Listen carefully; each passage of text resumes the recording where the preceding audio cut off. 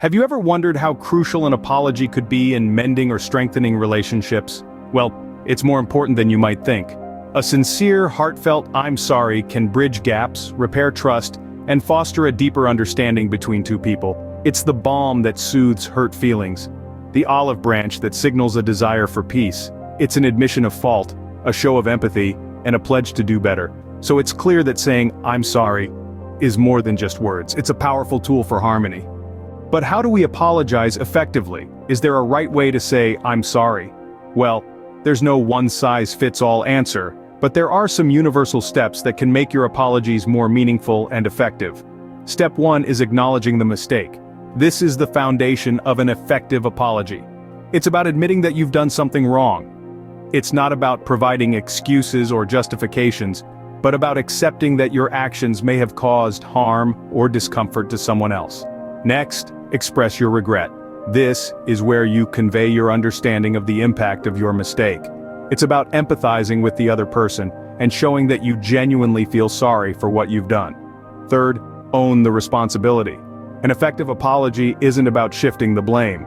It's about standing up and owning your actions. It's about saying, "Yes, I did this, and I'm sorry." Then, offer a solution.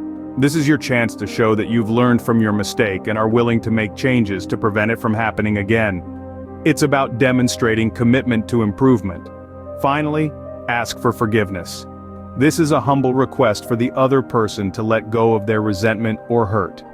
It's about expressing your hope for a fresh start. Remember, the effectiveness of an apology lies not in the eloquence of your words, but in the sincerity of your intent.